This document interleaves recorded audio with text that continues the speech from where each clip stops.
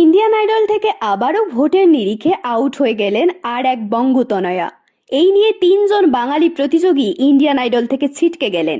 এর আগে ভোটের নিরিখেই এই জাতীয় শো থেকে বাদ পড়েছিলেন সৃজন পোরেল ও রঞ্জিনী সেনগুপ্ত। এবার বাদ পড়লেন আরও এক বাঙালি। ইন্ডিয়ান আইডল থেকে একের পর এক বাঙালি প্রতিযোগী বাদ পড়ায় রীতিমতো ক্ষোভে ফেটে পড়েছেন নেটিজেনরা।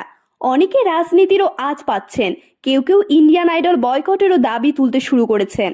গত 23শে ফেব্রুয়ারি রবিবাসরীয় পর্বে ইন্ডিয়ান আইডলে ময়ূরী সাহার সফর শেষ হতেই এরকম বিভিন্ন প্রতিক্রিয়া দেখা যাচ্ছে সামাজিক মাধ্যমগুলিতে। ময়ূরী ইতিমধ্যেই ইন্ডিয়ান আইডলের সফর শেষ হওয়ার পর মনের কথা ভাগ করে নিয়েছেন সোশ্যাল মিডিয়াতে। লিখেছেন, প্রতিটি শেষই নতুন শুরু এবং ঘুমানোর আগে অনেক মাইল যেতে হবে। ময়ূরীর এই পোস্টেই দেখা গেল ক্ষোভ প্রকাশ করেছেন নেটপাড়ার বড় একটা অংশ। একজন লেখেন, আমি হতবাক, রিয়ালিটি শোগুলো সবসময় এরকম বাজে সিদ্ধান্ত নিয়ে থাকে, এগুলো সবই আসলে টিআরপির খেলা। দ্বিতীয়জন লিখলেন, রাজনীতি, অনেক বড় রাজনীতি, বাংলার ছেলেমেয়েদের সঙ্গে এভাবেই করে থাকে ওরা।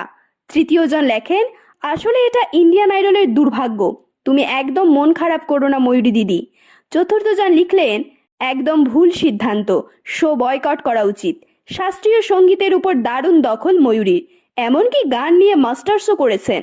এর আগে বাংলা সারেগামাপাতে অংশ নিয়েছিলেন, তবে সেবারেও ফাইনালের ঠিক আগেই আউট হয়ে যান। বিভিন্ন টিভি চ্যানেলে গান গেয়েছেন, দেশ বিদেশে শো করে বাংলার এই মেয়ে। অনেকেই ভেবেছিল যে এইবার বুঝি ময়ূরীর হাতেই উঠবে ট্রফি। এর আগে জানা গিয়েছিল যে ময়ূরীকে সোশ্যাল মিডিয়ায় ফলো করেন স্বয়ং এআর রহমান।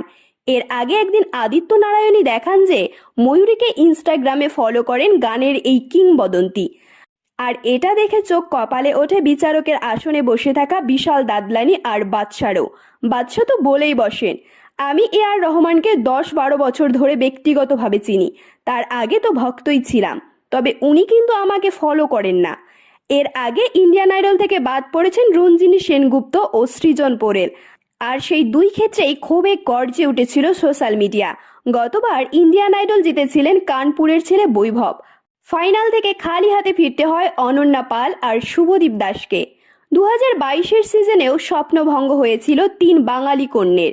মেগা ফাইনালে পৌঁছেও অল্পের জন্য ট্রফি হাতছাড়া হয় দেবস্মিতা রায়, সোনাক্ষী কর ও বিদীপ্তা চক্রবর্তীর।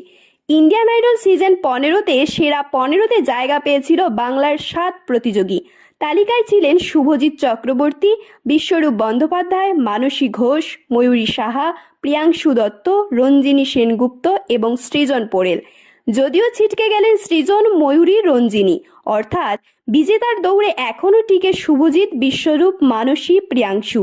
এছাড়াও আছেন অসমের মেয়ে মিশমি। এরকম তথ্যমূলক ও অনুপ্রেরণামূলক ভিডিও পেতে আপনারা ফলো করবেন আমাদের একমাত্র ফেসবুক পেজ দ্য বংস প্রেস এবং সাবস্ক্রাইব করবেন ইউটিউব চ্যানেল দ্য বংস প্রেস।